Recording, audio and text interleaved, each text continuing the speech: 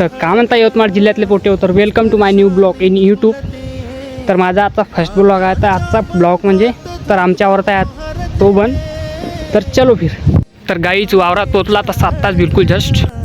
तिकडे आता बाया पण आल्या गाईच बघा. तर गाईज आजचा माझा फर्स्ट ब्लॉग आहे. तुम्ही फक्त सपोर्ट करा बस, बाकी काही नाही. तर पोट्टेव तुमच्या वावरात टोबत आहे का? तो पोट्टेव बघा आमची विहीर. हे माड विहिरीचे पाणी पुरं आटलं गाईच पा. पाणी होतं पहिले पण आटलं. वावरात आल्याबरोबर पूजा गिजा करून घेतलो. बाया केले मग स्टार्ट टोबणं. तर गाईज माझ्याकडे फक्त एवढंच होतं, सरकी द्यायचं बायाले आणि गुपचाप सावलीमध्ये बसायचं. तर पोट्टेव इकडलं टोबणं झालं, आता इकडलं आहे.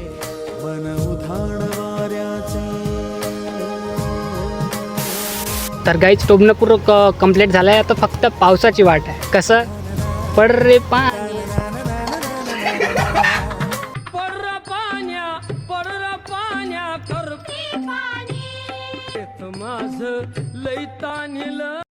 इकडे तर खूप ढगा दिसतात, पण आता पडते काय का पाणी आता तेवढं तर माहीत नाही आपल्याला.